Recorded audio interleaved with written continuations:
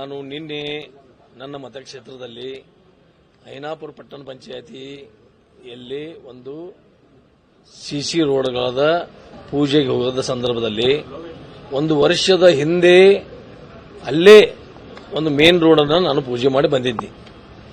ಅಲ್ಲಿ ಹೋದಾಗ ನಾನು ಇಂಜಿನಿಯರ್ ಕೇಳಿ ಈ ರೋಡ್ ಯಾಕಾಗಿಲ್ಲಪ್ಪ ಅಂತೇಳಿ, ಅವನು ಕಾಂಟ್ರಾಕ್ಟರ್ ಮಾಡ್ತಾ ಇಲ್ಲ ಅಂತೇಳಿ ಹಾರಿಕೆ ಉತ್ತರವನ್ನ ಇಂಜಿನಿಯರ್ ಕೊಟ್ಟರು ನನಗೆ.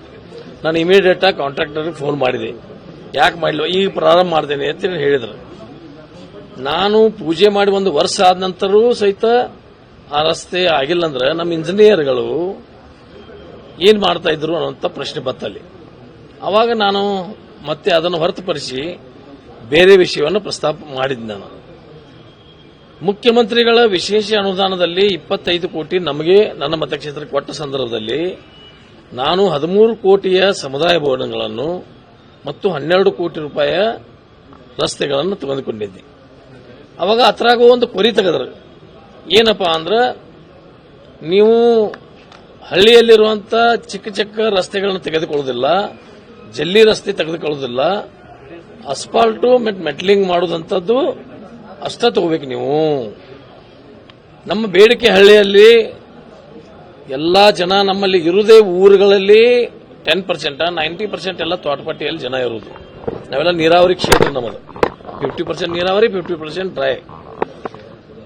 ಅವಾಗಲೇ ಅದು ನಾನು ಮತ್ತೆ ಅದನ್ನು ಚೇಂಜ್ ಮಾಡಿ ಎಲ್ಲ ಡಾಮರಿ ರಸ್ತೆಗಳನ್ನು ತಗೊಂಡ್ರಿ. ಆಮೇಲೆ ಸಮುದಾಯ ಭವನಗಳನ್ನೇ ಇವೆಲ್ಲ ತಗೊಳ್ಳಿಕ್ಕೆ ಬರೋದಲ್ಲ ಅಂತ ಅಂದಾಗ ಮುಖ್ಯಮಂತ್ರಿಗಳಿಗೆ ನಾವು ಕೆಲವು MLAಗಳು ಹೋಗಿ ಭೇಟಿ ಆದಾಗ, ಇದು ವಿಶೇಷ ಫಂಡ್ ಇರುವುದರಿಂದ ಇದರಾಗೆಲ್ಲ ನೀವು ಟರ್ಮ್ಸ್ ಅಂಡ್ ಕಂಡೀಷನ್ಗೆ ಬಹಳ ಹಾಕಬೇಡ್ರಿ, ಅದನ್ನೊಂದು ಸಡ್ಲ್ ಮಾಡಿ ಒಂದು ಮತ್ತೊಂದು ಜಿಯೋ ಮಾಡ್ರಿ.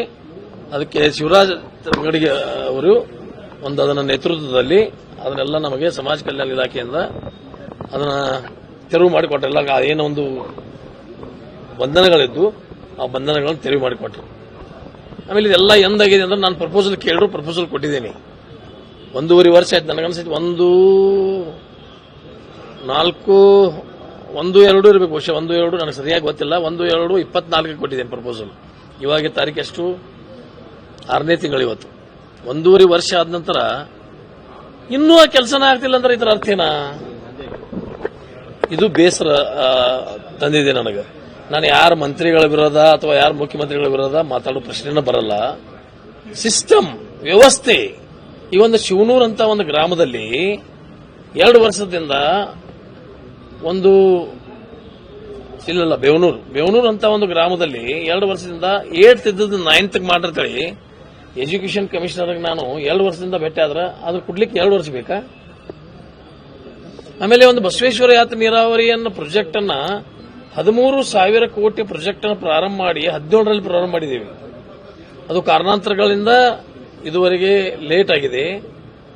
ಅಲ್ಲಿ ಇಂಜಿನಿಯರ್ಗಳು, ಚೀಫ್ ಇಂಜಿನಿಯರ, ಸೂಪರಿಂಟೆಂಡೆಂಟ್ ಇಂಜಿನಿಯರ, ಎಕ್ಸಿಕ್ಯೂಟಿವ್ ಇಂಜಿನಿಯರ, AWಗಳು ಸ್ಪಾಟ್ ಮೇಲೆ ಹೋಗೋದಲ್ಲ. ಅವರ ಸ್ಪಾಟ್ ಅಲ್ಲಿ ಹೋಗಿ ಕೆನಾಲ್ ಮಾಡಬೇಕು, ಮೇನ್ ಕೆನಾಲ್ ಮಾಡಬೇಕು, ಅವತ್ತಕ್ಕೆ ಅವರಿಗೆ ಪರ್ಯಾಯ, ಅವರಿಗೆ ಜಮೀನುಗಳಿಗೆ ಅವರಿಗೆ ಪರ್ಯಾಯ ವ್ಯವಸ್ಥೆ ಮಾಡಬೇಕು ಅನ್ನುವಂತ ಯಾರೂ ಮಾಡಿಲ್ಲ 7-8 ವರ್ಷದಿಂದ. ಆಮೇಲೆ ಇದೇನಿದೆ, ಒಂದು ಪ್ರಾಜೆಕ್ಟ್ ಸರ್ಕಾರ ದುಡ್ಡು ಖರ್ಚು ಮಾಡುವ ಸಂದರ್ಭದಲ್ಲಿ ಅವರಲ್ಲಿ ನಮ್ಮ ಅಧಿಕಾರಿಗಳ ಒಂದು ನಿರ್ಲಕ್ಷ್ಯದಿಂದ ವಿಳಂಬ ಆದ್ರೆ ಅದಕ್ಕೆ ಯಾರು ಹೊಣೆಗಾರರು? ಸರ್, ನೀವು ವ್ಯವಸ್ಥೆಯ ವಿರುದ್ಧ ನನ್ನ ಆರೋಪ ಅಂತ ಹೇಳ್ತೀರಿ. ವ್ಯವಸ್ಥೆಯ ಭಾಗವೇ ಮಂತ್ರಿಗಳಾಗಿರ್ತಾರೆ, ಅಧಿಕಾರಿಗಳಾಗಿರ್ತಾರೆ. ಇದೇ ನಾನು ನೋಡ್ರಿ, ನಾನು ಹೇಳೋದು ಇದನ್ನು ಸುಧಾರಣೆ ಆಗಬೇಕಂತ ಹೇಳಿ ಹೇಳೋದು. ನಿಮ್ಮ ಮುಂದೆ ನಾನು ಬಂದು ನಿಂತಿರೋದು ಇದು ಸುಧಾರಣೆ ಆಗಬೇಕು. ನಮ್ಮ ಆಡಳಿತ ಚುಕ್ಕಾನೆ ಒಂದು ಚುರುಕಾಗಬೇಕು. ನಮ್ಮ ಅಡ್ಮಿನಿಸ್ಟ್ರೇಷನ್ ಸ್ಟ್ರಿಕ್ಟ್ ಆಗಬೇಕು. ಅಧಿಕಾರಿಗಳನ್ನ ಲೆಫ್ಟ್ ರೈಟ್ ತಗೋಬೇಕು ನಮ್ಮ MLAಗಳು, ಇದು ಮಂತ್ರಿಗಳು. ಇದೆಲ್ಲ ಎಲ್ಲಿದೆ ಈಗ? ಒಂದೊಂದು ಕೆಲಸ, ಒಂದು ಫೈಲ 6 ತಿಂಗಳು, ವರ್ಷ ಫೈಲ್ ಮುಂದಕ್ಕೆ ಹೋಗದಿದ್ದರೆ ಯಾರು ಹೊಣೆಗಾರರು? ಇಂಥವು ಸಾಕಷ್ಟು ಉದಾಹರಣೆಗಳು ನಾನು ಕೊಡ್ಲಿಕ್ಕೆ ನಂತರ ಮಾಹಿತಿ ಇದೆ. ನಾನು ಒಬ್ಬ ಪಂಚಾಯತಿ ಸದಸ್ಯನಾಗಿ, ಜಿಲ್ಲಾ ಪಂಚಾಯತಿ ಸದಸ್ಯನಾಗಿ 5 ಬಾರಿ ಶಾಸಕನಾಗಿದ್ದೀನಿ. ನನಗೂ ಹಳ್ಳಿಯಲ್ಲಿ ಸಾಕಷ್ಟು ಅನುಭವಗಳಿದಾವೆ. ಅದಕ್ಕಾಗಿ ಇಂಥವು ಸಾಕಷ್ಟು ಉದಾಹರಣೆಗಳು. ಇವ ಒಂದು ಯೋಜನೆ ನಾವು ಪ್ರಾರಂಭ ಮಾಡಿದ್ದಾನೆ. ಇವತ್ತು ಕೆರೆ ತುಂಬು ಯೋಜನೆ ನಮ್ಮಲ್ಲಿ ಪ್ರಾರಂಭ ಆಗಿದೆ. ಆಮೇಲೆ ಇವು ಮಲ್ಟಿ ವಿಲೇಜ್ಗಳನ್ನ ಈಗ ವಿಪಕ್ಷಗಳು ನಿಮ್ಮ ಮತ್ತೆ BR ಪಾಟೀಲ್ ಹೇಳಿಕೆಯನ್ನ ತೆಗೆದುಕೊಂಡು ಸರ್ಕಾರವನ್ನ ಟೀಕೆ ಮಾಡ್ತಾ ಇದೆ. ನಿಮ್ಮ ಸರ್ಕಾರವನ್ನ ರಾಜೀನಾಮೆ ಕೊಡಬೇಕು ಅಂತ ಜಮೀರ್ ಅಹಮದ್ ನಾನು ಅವ್ರಿಗೆ ಸಪೋರ್ಟ್ ಆಗಿ ಮಾಡ್ಲಿಕ್ಕೆ ನನ್ನೇನ ಅವ್ರು ನಮ್ಮ ರಿಲೇಷನ್ ಅಲ್ಲ. ನನಗೆ ಆದಂತ ನೋವುಗಳನ್ನ ನಾನು ಹಚ್ಕೋತಿದ್ದೀನಿ ಅಷ್ಟೇ. ನಾನು ಯಾರನ್ನ ಪ್ಲೇಸ್ ಮಾಡಬೇಕು ಅಥವಾ ಯಾರನ್ನ ಸಮಾಧಾನ ಮಾಡಬೇಕು, ಯಾರಿಗೆ ದೋಷ ಮಾಡಬೇಕಂತ ನನ್ನ ಉದ್ದೇಶ ಇಲ್ಲ. ಸಿದ್ದರಾಮಯ್ಯ ರಾಜೀನಾಮೆ ಕೊಡ್ಲಿ ಅಂತ ವಿರೋಧ ಪಕ್ಷದವ್ರು ಕೇಳ್ತಾ ಇದ್ದಾರೆ ಸರ್, ನಿಮ್ಮ ಹೇಳಿಕೆ ಅವ್ರ ಕೆಲಸ ಅದಿದೆ, ಕೇಳೋರು ಅವ್ರ ವಿರೋಧ ಪಕ್ಷದಾಗ ಇರೋರ ಕೆಲಸನೇ ಅದ. ನಮ್ಮ ಸರ್ಕಾರದ ಲೋಪದೋಷಗಳನ್ನ ಎತ್ತಿ ಹಿಡಿದು ನನ್ನ ರಾಜೀನಾಮೆ ಕೇಳ್ತಾರ ಅವ್ರ ಕೆಲಸ ಇದೆ, ಅದು ಮಾಡೋರು. ಅದು ನಿಮ್ಮದೇ ಪಕ್ಷದ ಶಾಸಕ ಬಸವರಾಜ ಶಿವಗಂಗ ಅವರು ಹೇಳ್ತಾರೆ ಸರ್, ಕೆಲ ಸಚಿವರು ಅಸಮರ್ಥರಿದ್ದಾರೆ, ವ್ಯವಹಾರದಲ್ಲಿ ಬಿಸಿ ಇದ್ದಾರೆ, ಅಂತವ್ರನ್ನ ಗೇಟ್ ಪಾಸ್ ಕೊಟ್ಟು ಕೆಲಸ ಮಾಡೋದು ಅನುಭವ ಆಗಿದೆಯಾ ಸರ್? ನೋಡ್ರಿ, ನಾವಿಲ್ಲಿ 800 ಕಿಲೋಮೀಟರ್ ಬರ್ತೀನಿ, ನನ್ನ ಮಹಾರಾಷ್ಟ್ರ ಬಾರ್ಡರ್ ನನ್ನ ಮತಕ್ಷೇತ್ರ. ಆಮೇಲೆ ಅಲ್ಲಿಂದ ಬರ್ತೀನಿ, ಇಲ್ಲಿ ಯಾರು ಮಂತ್ರಿಗಳು ಭೇಟಿ ಆಗಿಲ್ಲ, ಒಂದು ಅಧಿಸೂಚನೆ ಹೊರಡಿಸಬೇಕು ಅಥವಾ ಒಂದು ಸೋಮವಾರ ಎಲ್ಲ ಮಂತ್ರಿಗಳು ಸಿಗ್ತಾರು, ಮಂಗಳವಾರ ಸಿಗ್ತಾರು, ಅಥವಾ ಕ್ಯಾಬಿನೆಟ್ ಇದ್ದ ದಿವಸ ಎಲ್ಲರೂ ಸಿಗ್ತಾರು. ಕ್ಯಾಬಿನೆಟ್ ಇದ್ದ ದಿವಸ ಮುಂಜಾನೆ ಬೆಳಗ್ಗೆ 10 ಕ್ಯಾಬಿನೆಟ್ ಮುಗಿದ ನಂತರ 3 ರಿಂದ 6, 7, 8 ಗಂಟೆ ಮಟ್ಟ MLAಗಳು ಒಂದು ಟೈಮ್, ನಂತರ ಸಾರ್ವಜನಿಕಿಗೆ ಒಂದು ಟೈಮ್ ಕೊಡಬೇಕು. ಸಾರ್ವಜನಿಕ ನಾವು ಹೋಗಿ ಕೊಟ್ರ ನಾವೇನ್ ಹೇಳ್ತಾ ಇದೀವಿ, ಆ ಸಾರ್ವಜನಿಕ ಏನ್ ಹೇಳ್ತಾ ಇದ್ದೀರಿ ಕೇಳ್ಕೊಳ್ಳಂಗ ಅವ್ರಿಗೆ ಪ್ರಜ್ಞಾನೇ ಇರೋದಲ್ಲ.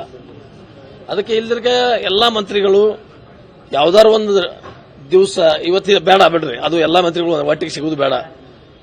ರೆವಿನ್ಯೂ ಮಿನಿಸ್ಟರ್ ಸೋಮವಾರ, ಎಜುಕೇಶನ್ ಮಿನಿಸ್ಟರ್ ಮಂಗಳವಾರ, PWD ಮಿನಿಸ್ಟರ್ ಬುಧವಾರ, ಅಗ್ರಿಕಲ್ಚರ್ ಮಿನಿಸ್ಟರ್ ಶುಕ್ರವಾರ, ಹಿಂಗೊಂದೊಂದು ಎಲ್ಲ ಒಂದು 5 ಮಿನಿಸ್ಟರ್ ಒಂದೊಂದು ದಿವಸ ಕೊಟ್ಟ ಅಲ್ಲಿ ಮುಂಜಾನೆ ವಿಧಾನಸಭೆಯಲ್ಲಿ ಕೊಟ್ಟರೆ ನಾವು ಬಂದು ಅಥವಾ ಸಾರ್ವಜನಿಕರು ಬಂದು ಕೆಲಸ ಮಾಡ್ಕೊಂಡು ಹೋಗ್ಬೋದಲ್ಲ.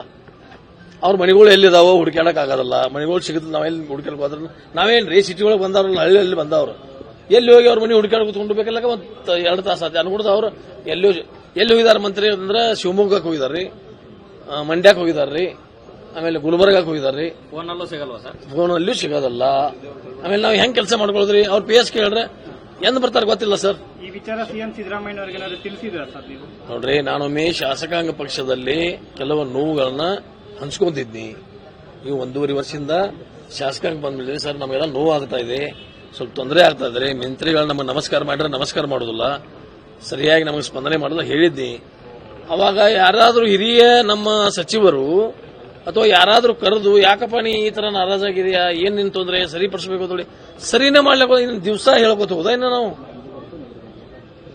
ಯಾರಾದ್ರೂ ಅವಾಗ ಕರೆದು ನಾ ಶಾಸಕಾಂಗ ಪಕ್ಷದಾಗ ಹೇಳಿದಾಗ ಅಲ್ಲೇ ನನಗೆ ಕೇಳಲಿಲ್ಲ, ಬೇಡ ಆಮೇಲೆ ಮಾತಾಡ್ತೀವಿ ಬಿಡೋದ್ರು, ಅಥವಾ ನೆಕ್ಸ್ಟ್ ಡೇ ಹಿರಿಯ ಸಚಿವ ಸಂಪುಟದವ್ರು ಯಾರಾದ್ರೂ ನನ್ನ ಕರೆದು ಅಥವಾ ಮುಖ್ಯಮಂತ್ರಿಯವರು ಕರೆದು ಉಪಮುಖ್ಯಮಂತ್ರಿಗಳು ಕರೆದು, ಆಮೇಲೆ ನಮ್ಮ ಬಸವೇಶ್ವರ ಯಾತ್ನಾರ ಇನ್ನೊಂದು 200 ಕೋಟಿ ರೂಪಾಯಿ ಬೇಕಾಗಿದಾವು, ಇನ್ನೊಂದು 200 ಕೋಟಿ ರೂಪಾಯಿ ಕೊಡ್ರಿ ನಾವು ಕೆಲಸ ಮುಗಿಸ್ತೀವಿ, ಲೋಕಾರ್ಪಣೆ ಮಾಡ್ತೀವಿ ಅಂದ್ರೆ ಈ 2 ವರ್ಷದಿಂದ ನಾನು ಮುಖ್ಯಮಂತ್ರಿ ಹತ್ತಿರ ಒಂದು 40 ಸಲ ಹೇಳಿರ್ಬೇಕು, ಉಪಮುಖ್ಯಮಂತ್ರಿ ಒಂದು 40 ಸಲ ಹೇಳಿರ್ಬೇಕು, ಅದಕ್ಕೆ ಯಾರೇ ಅಂತ ಇಲ್ಲ. ಆಮೇಲೆ ಅವ್ನು ಕಾಂಟ್ರಾಕ್ಟ್ ಕೇಳಿದ ಯಾಕೆ ಕೆಲಸ ಮಾಡ್ತಿಲ್ಪ ಅಂತ ಹೇಳಿದ್ರಿ ಅಂದ್ರೆ ನನಗೆ ಪೇಮೆಂಟ್ ಬಂದಿಲ್ಲ, ನಾ ಹೆಂಗ್ ಕೆಲಸ ಮಾಡ್ಲತ್ತ ಅವ್ನು ಹೇಳ್ತಾ ಇದ್ದ ನಾವು.